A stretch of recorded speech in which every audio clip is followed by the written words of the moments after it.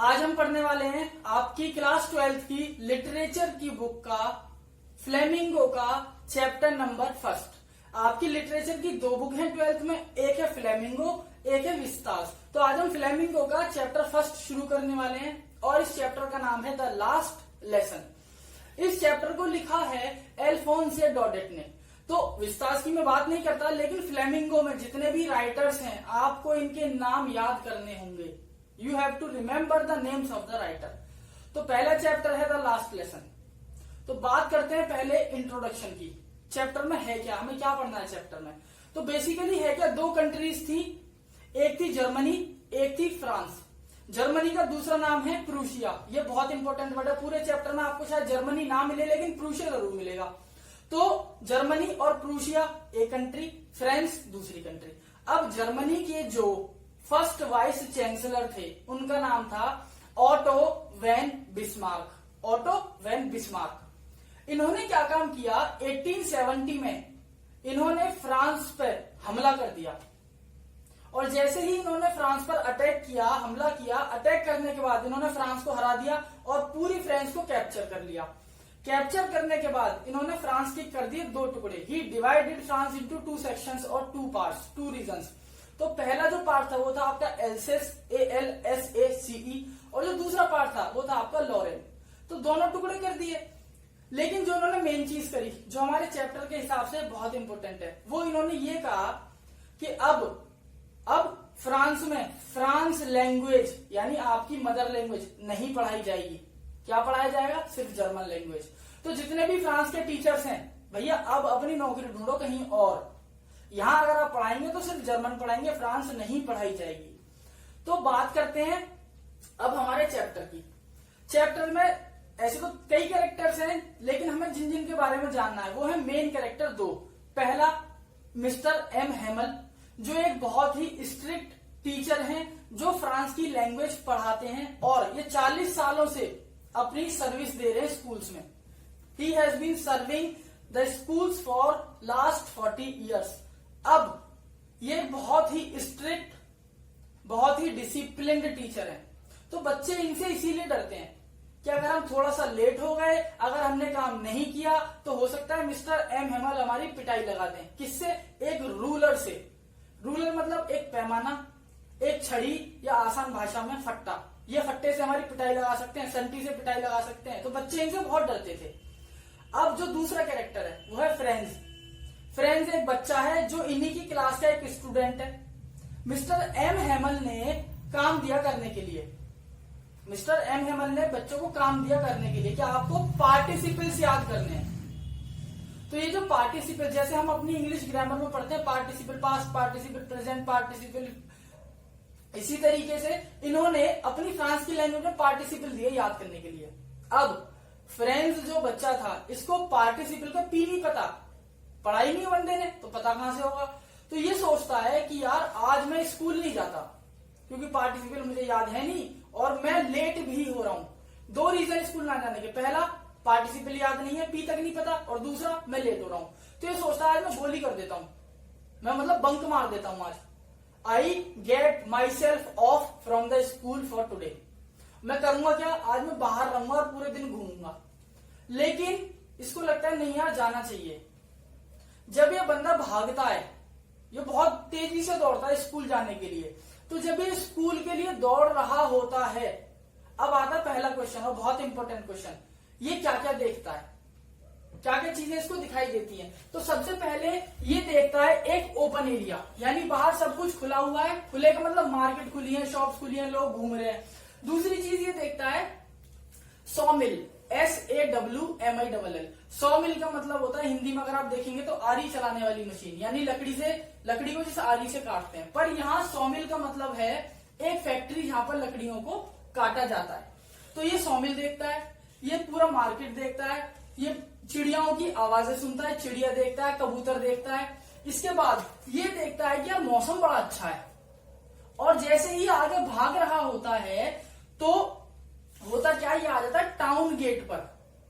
Town gate मतलब जो हमारे कस्बे का या हमारे शहर का एक मेन गेट होता है, जहां पर लिखा रहता है ना, जैसे हमारे लिखा रहता है कि बुलंदशहर में आपका स्वागत है, तो इसी तरीके से इनका एक लगा रहता है जिसको हम बोलते हैं टाउन गेट। उस टाउन गेट पर बुलेटिन्स लगती हैं। बुलेटिन्स मतलब जब भी कभी आपने मूवीज में देखा हो तो एक बताते हैं, सुनो सुनो सुनो महाराजा पधार रहे हैं, तो महाराजा एक स्टेज पे आते हैं और वो अपना कुछ भाषण देके चले जाते हैं। सेम चीज यहाँ होती है। ये जो इनका टाउन गेट होता है ना, इस पर बुलेटिन्स लगती हैं, यानी क्या क्या हो रहा है हमारे शहर में, हमारे देश में, या जो हमारा रूलर है उसने कौन सा नया रूल अप्लाई कर दिया, वो सारी चीजें बुलेटिन बोर्ड पर आ जाती हैं। अब इस बुलेटिन बोर्ड पर जो आज की रिसेंट न्यूज आई थी वो ये थी कि अब फ्रांस लैंग्वेज नहीं पढ़ाई जाएगी। क्या पढ़ाया जाएगा? सिर्फ जर्मन। लेकिन फ्रेंच तो बच्चा है, उसको इस चीज की नॉलेज नहीं है। He is not known to the fact that no France language will be read by today. उसे पता था कि आज नहीं पता था उसे कि आज के बाद फ्रेंच नहीं पढ़ाई जाएगी। तो जब वो भाग रहा होता है वो सारी चीजें देख लेता है, ओपन एरिया, रनिंग सॉमिल, और इसके अलावा वो चर्पिंग बर्ड्स देखता है, मौसम का माहौल देखता है। तो वो साथ में एक चीज और देखता है, वो देखता है प्रूशियन सोल्जर्स। प्रूशियन मतलब जर्मन सोल्जर्स जो अपना मार्च पास्ट कर रहे हैं, लेकिन उसको समझ में नहीं आता है क्या हो रहा है। रीजन वही है, वो बच्चा है। कुछ लोग उसको देख लेते हैं भागते हुए कि बहुत तेजी से भागता हुआ जा रहा है स्कूल की तरफ। तो उसमें से ना एक ब्लैक स्मिथ होता है जिसका नाम है वॉचर। ये नाम आपको याद रखना है, वॉचर। तो ब्लैक स्मिथ का नाम होता है वॉचर। वो कहता है, हे फ्रेंड्स, मेरे बच्चे कहाँ जा रहे हो? अंकल मैं तो स्कूल जा रहा हूं। तो इतनी तेज क्यों भाग रहे हो? कोई जरूरत नहीं है तेज भागने की। You have plenty of time to reach to the school. तुम्हारे पास बहुत समय स्कूल जाने के लिए। फ्रेंड्स कहता है, पागल हो गया है क्या ये क्या कह रहा है मेरे से? मैं तो लेट हो रहा हूँ स्कूल के लिए, और ये बंदा क्या कह रहा है कि तुम्हारे पास बहुत समय है। अब वॉचर को तो पता था क्यों बहुत समय, क्योंकि आज के बाद फ्रांस पढ़ाई नहीं जानी। लेकिन फ्रेंड्स को तो नहीं पता था। तो यहां से दूसरा क्वेश्चन बनता है आपका। अब आगे बढ़ते हैं। अब जैसे ही फ्रेंड्स स्कूल पहुंचता है तो वो ये देखता है कि आज स्कूल में कोई शोर शराबा नहीं है, सारे में शांति है, एवरीथिंग इज क्वाइट। तो जब वो ये देखता है कि एवरीथिंग इज क्वाइट, सब कुछ शांत है, तो उसको ये अजीब लगता है। अब जैसा संडे के दिन होता है ना, सब कुछ शांति शांति, उसको लगता है यार आज तो संडे नहीं है, तो फिर स्कूल में शोर क्यों नहीं हो रहा। लेकिन जब वो स्कूल के अंदर पहुंचता है तो वो देखता है कि कुछ प्रूशियन सोल्जर्स हैं जो स्कूल के बाहर पास्ट मार्च कर रहे हैं या मार्च पास्ट कर रहे हैं। अब वो अंदर जाता है। अब जब वो अंदर पहुंचता है तो उसको डर लगता है कि अगर मैंने परमिशन ली मिस्टर हेमल से अंदर आने के लिए, तो भैया मार लगेगी। तो वो क्या करता है, वो खिड़की से झांकता है और मिस्टर हेमल उसको देख लेते हैं। अब जैसे ही मिस्टर एम हेमल उसको देख लेते हैं, वो उसको बोलते हैं कि डियर फ्रेंड्स कम इन। बाद उसको तो कान खड़े हो जाते हैं बच्चे के। Friends thinks that how is he talking to me, मतलब he is talking to me in a very polite and gentle way. भाई ये तो बड़े प्यार से बात कर रहे हैं।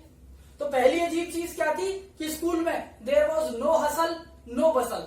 हसल बसल का मतलब शोर शराबा, अफरा तफरी, हो हल्ला, कुछ भी नहीं था, कोई नॉइज नहीं थी। दूसरी अजीब चीज क्या लगी कि मिस्टर हेमल ने इसको अंदर एंट्री दी लेट होने के बाद भी, और पिटाई भी नहीं करी विद हिज आयरन रूलर, जो उनकी आर्म में दबा हुआ था। इस तरीके से आयरन रूलर था। उन्होंने बोला बेटा अंदर आओ मेरे प्यारे फ्रेंड्स, और उन्होंने मारा भी नहीं।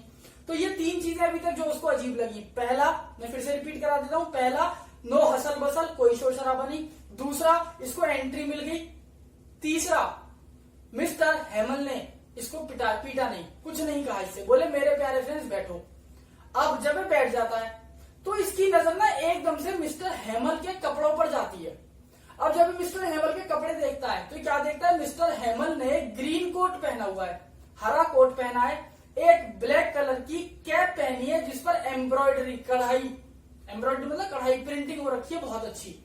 तो जब ये देखता है green coat, black embroidery cap और एक बहुत ब्लैक कलर की शानदार पैंट, तो इसको क्या लगता है यार मिस्टर हेमल जब भी ये कपड़े पहनते हैं तब या तो स्कूल में कोई फंक्शन होता है या फिर इंस्पेक्शन का टाइम होता है। ना तो आज फंक्शन है ना आज इंस्पेक्शन है, फिर इन्होंने पहन क्यों रखे हैं। ये चौथी अजीब चीज इसको लगी, चौथी अजीब चीज। अब जब वो बैठा होता है क्लास में तो वो ऐसे से झांकता है, क्योंकि पढ़ता तो था ही नहीं क्लास में, तो ऐसे झांकता है वो। तो जैसे ही उसकी नजर बैक बेंचर्स पे जाती है लास्ट सीट पर जाती है, वो क्या देखता है कि वहां विलेजर्स बैठे हुए हैं और हॉजर्स बैठे हुए हैं। विलेजर्स जो फ्रांस के थे, हॉजर्स जो जर्मन के पेंटर थे, जो कि आए थे स्कूल को पेंट करने के लिए। Means German were in the rule and they had given few labour as hosier to paint the school. मतलब कुछ लेबर उनकी तरफ से थे, जर्मन की तरफ से, जिनको हम हॉजर बोलते हैं, जो पेंटर्स थे, स्कूल को पेंट करने के लिए आए थे। अब ये पांचवी चीज, fifth thing that French found extra ordinary, unusual and strange. ये 3 वर्ड हैं काम के, strange, extra ordinary and unusual. बहुत ही अजीब, बहुत ही अजीबोगरीब, बहुत ही अद्भुत और बहुत ही अलग लगा ये फ्रेंच को, 5 चीजें। अब फ्रेंच क्या सोचता है कि अरे क्या हो रहा है, सब कुछ अजीब अजीब क्यों हो रहा है आज मेरे साथ। जितने में वो सोचता है इतने में मिस्टर हेमल क्या अनाउंस कर देते हैं कि today is mine and yours last lesson in French language. यानी आज फ्रांस की भाषा में, अपनी मातृभाषा में, इन आवर मदर टंग, आज हम आखिरी चैप्टर पढ़ेंगे, आज हम आखिरी लेसन खत्म करेंगे। मतलब ये आज मेरा आखिरी लेसन है आप लोगों के लिए, और ये आपका भी आखिरी लेसन है, क्योंकि आज के बाद आपको जर्मन टीचर्स आएंगे पढ़ाने आज के बाद, और वो कल से अपॉइंट हो जाएंगे, तो आपको जर्मन लैंग्वेज ही सीखनी पड़ेगी। जैसे ही फ्रेंच ये बात सुनता है, ही वॉज बिविल्डर्ड। वर्ड याद रखना, बिविल्डर मतलब शॉक से भी कहीं ज्यादा शॉक। वो बिल्कुल शॉक में आ जाता है कि अरे क्या बोल दिया इन्होंने। अब जैसे ही वो ये बात सुनता है कि लास्ट लेसन, उसके दिमाग में सारी चीजें रीजनरेट होने लगती हैं। अब उसको याद आता है कि उन लोगों ने मुझसे ये क्यों कहा कि बेटा तेज मत जाओ, तुम्हारे पास बहुत समय है। फिर उसको ये भी याद आता है कि वो प्रूशियन सोल्जर्स, वो जर्मन सोल्जर्स कर क्या रहे थे। फिर उसको ये भी याद आता है कि जो स्कूल में अजीबोगरीब लगा मुझे सब कुछ, चाहे वो प्रूशियन सोल्जर्स का मार्च पास्ट हो, चाहे वो मिस्टर हेमल की ड्रेस हो, चाहे वो स्कूल में कोई शोर शराबा ना हो, संडे जैसी शांति हो, चाहे वो मिस्टर हेमल का मुझे पीटना ना हो, तो ये सारी चीजें जैसी उसके दिमाग में आती हैं, वो सब कुछ उसको क्लियर हो जाता है। तो इसके लिए एक एक्सट्रैक्ट बनता है आपके लिए, एंड ये है things clicked in mind of friends, things clicked in mind of friends and everything became crystal clear. यानी फ्रेंड्स के दिमाग में सब कुछ क्लियर हो गया कि अब तक क्या हो रहा था और क्यों हो रहा था, सब कुछ अजीब क्यों था। अब इसके बाद क्या होता है, अब जैसे ही उसको लास्ट लेसन उसके दिमाग में घूमता है, उसको याद आता है यार मिस्टर हेमल के साथ हमने बहुत गलत किया। उसको सॉरी फील होता है कि मैंने चीजें नहीं सीखी, जबकि मिस्टर हेमल ने अपना 100% से भी ज्यादा दिया हमें सिखाने के लिए। इन्होंने बहुत मेहनत करी, 40 साल इन्होंने हमें पढ़ाया इसी स्कूल में, तो हमें इस तरीके से नहीं करना चाहिए था। We should have showed some respect for that teacher. We should have tried to understand what he was teaching. जो ये पढ़ा रहे थे वो हमें पढ़ना चाहिए था। अब फ्रेंड्स के दिमाग में जो मिस्टर हेमल की इमेज थी, एक मॉन्स्टर, एक क्रैंकी टीचर, क्रैंकी मतलब सनकी, मैनियाक, MANIAC, मैनियाक टीचर की, एक पिटाई करने वाले टीचर की जिसके हाथ में रूलर है, वो सब वैनिश हो गया, सब गायब हो गया। अब उसको सिर्फ मिस्टर हेमल की अच्छाइयां दिख रही हैं, उसको सिर्फ मिस्टर हेमल की पढ़ाई हुई सारी बातें दिख रही हैं, जो उन्होंने पढ़ाया, जिस तरीके से पढ़ाया। रीजन क्योंकि लास्ट लेसन है। When we are going to lose something, then we get the importance of that thing. जब हम किसी चीज को खोने की अर्ज पर होते हैं, अर्ज मतलब पॉइंट पर होते हैं, मतलब जब हम किसी चीज को खोने की कगार पर होते हैं, हमें उसकी वैल्यू तभी समझ में आती है। और यही फ्रेंड्स के साथ हुआ। अब होता क्या है, मिस्टर हेमल जो जो चीजें पढ़ाते जाते हैं, चाहे वो ग्रामर पढ़ाएं, चाहे वो हिस्ट्री पढ़ाएं, इस बच्चे को सब कुछ समझ में आता है। The reason today he is attentive in the class. आज वो क्लास में अटेंटिव है, तो इसीलिए उसको सारी चीजें समझ में आ रही हैं। अब होता क्या है, ये मिस्टर हेमल जो होते हैं, ये बच्चों को खड़ा करते हैं कि भाई मैंने तुम्हें पार्टिसिपेंट्स दिए थे याद करने के लिए, तो बताओ क्या क्या थे वो। अब फ्रेंड्स को उठा देते हैं, फ्रेंड्स से कहते हैं हाँ बेटा friends, my dear friends, tell the class about participants and recite them. सारी क्लास को पढ़ के सुनाओ पार्टिसिपेंट्स होते क्या है। फ्रेंड्स यूं खड़ा रहा, शांत एकदम, complete silent. He even didn't utter a single word, उसके मुंह से एक शब्द नहीं निकला। तो मिस्टर हेमल क्या कहते हैं, बेटा हैव योर सीट, आप अपनी सीट पर बैठे। I think this is something that I should have done for you. I am completely responsible not for teaching and guiding you properly. मैं अपने आप को गुनहगार मानता हूं, मैं सारी गलती अपने ऊपर लेता हूं कि मैं आपको ढंग से पढ़ा ही नहीं पाया, मैंने आपको ठीक से नॉलेज दी ही नहीं, मैंने ही आपको नहीं बताया कि आपकी जो मदर टंग है उसकी वैल्यू क्या होती है। तो ये मेरी गलती है कि मैंने आपको ठीक से नहीं पढ़ाया। ये बात बोलते बोलते मिस्टर हेमल जो थे, एम हेमल जो थे, ये चोक होने लगते हैं। चोक का हिंदी मतलब होता है रूंधना, गला रूंधना। मतलब उनको ऐसा लग रहा था कि रोने वाले हैं। जैसे बेटी की शादी के टाइम पे होता है ना, पिताजी को रोना तो बहुत आता है लेकिन वो कंट्रोल करते हैं, तो सेम मिस्टर हेमल के साथ हो रहा था। रोना तो बहुत आ रहा था लेकिन कंट्रोल कर रहे थे। अब होता क्या है, मिस्टर हेमल जो होते हैं ना, वो लास्ट में एक बात कहते हैं अब कि French is the most logical, clear and beautiful language in the world. जो आपकी फ्रांस की लैंग्वेज है, फ्रेंच लैंग्वेज है, सबसे सुंदर, सबसे प्यारी और सबसे लॉजिकल और सबसे आसान भाषा है। तो हमें इसकी रेस्पेक्ट करनी चाहिए। और मैं रिक्वेस्ट करता हूं आप सबसे कि आप सब लोग अपनी मदर टंग कभी ना भूलें, क्योंकि इससे बढ़कर कुछ भी नहीं होता। अब वो ये कहते हैं, लेकिन मैं एक बात सोचता हूं कि ये जो बीटल्स मतलब होते हैं पतंगे, जो हेलीकॉप्टर के टाइप का एक होता है ना कीड़ा, उसको बीटल्स कहते हैं। तो क्लास में कुछ बीटल्स घूम रहे थे, बाहर पक्षी थे, चिड़िया, कौआ, कबूतर। तो मिस्टर हेमल कहते हैं कि ये हम लोगों से तो जर्मन लैंग्वेज बुलवा लेंगे, जर्मन टीचर आएगा हमें सिखाएगा, लेकिन क्या ये इन गधे, घोड़ों, कुत्तों, चिड़िया, कौआ, कबूतर, बीटल्स, क्या ये इन सबसे फ्रांस जर्मन लैंग्वेज बुलवा सकते हैं? नहीं बुलवा सकते। यानी ये उसी को दबा सकते हैं जो इनसे दबता है। इसके बाद वो ये कहते हैं लास्ट में कि ये जो हमारी लैंग्वेज है, फ्रांस की लैंग्वेज, ये सिर्फ एक लैंग्वेज नहीं है, ये है की टू प्रिजन। एक एक्सट्रैक्ट और आता है, ये रहा, our language was the key to prison. मतलब हमारी जो भाषा है ना, शायद यही हमारे लिए एक बैरियर बन गई, यही हमारे लिए किसी ताले की चाबी होती थी, लेकिन आज यही चाबी हमसे छीन ली गई है। यानी आसान भाषा में हमारी लैंग्वेज आज हमारे लिए मुश्किल बन गई है। अगर हम फ्रांस के लोग ना होते तो हो सकता है हम अपनी लाइफ एंजॉय कर रहे होते अपने तरीके से अपनी भाषा बोल रहे होते, लेकिन अब हमें वो बोलना भी अलाउ नहीं है। यानी अब हम एक तरीके से प्रिजन में कैद हो चुके हैं, हम कुछ नहीं कर सकते अपनी इच्छा से अब।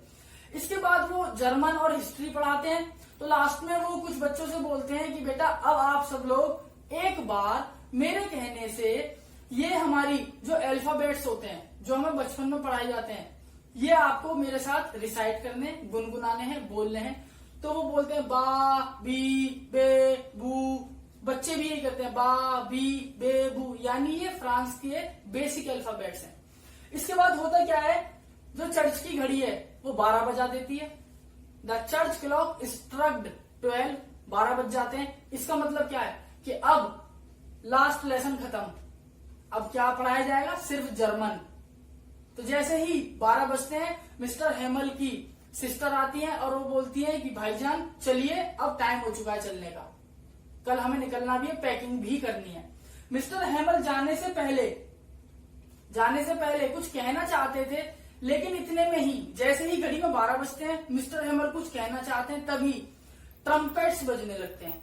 ट्रम्पेट्स का मतलब होता है ढोल नगाड़े बजते हैं। यानी एक अनाउंसमेंट होती है कि भैया बंद करो, अब जो चल रहा है तुम्हारा खेल फ्रांस लैंग्वेज का, ये बंद करो। ये सब बंद कर देते हैं। मिस्टर हेमल कुछ कहें इससे पहले इन्हें फिर से रोना आता है, लेकिन ये कुछ बोले उससे बेहतर ये क्या करते हैं, ही rights everything on the board. जो भी उन्हें लिखना था वो उस ब्लैक बोर्ड पर लिख देते हैं। और वो क्या लिखते हैं, वाइवा ला फ्रांस। वाइवा ला फ्रांस का मतलब होता है फ्रांस सबसे अच्छा है, फ्रांस लैंग्वेज सबसे अच्छी है, फ्रांस जिंदाबाद, फ्रांस अमर रहे। और इसके बाद वो करते क्या है, वो बच्चों को कुछ कहते नहीं है जाने के लिए, वो सिर्फ एक गेस्चर कर देते हैं कि लास्ट लेसन, ये गेस्चर, हाथ का गेस्चर कि लास्ट लेसन खत्म।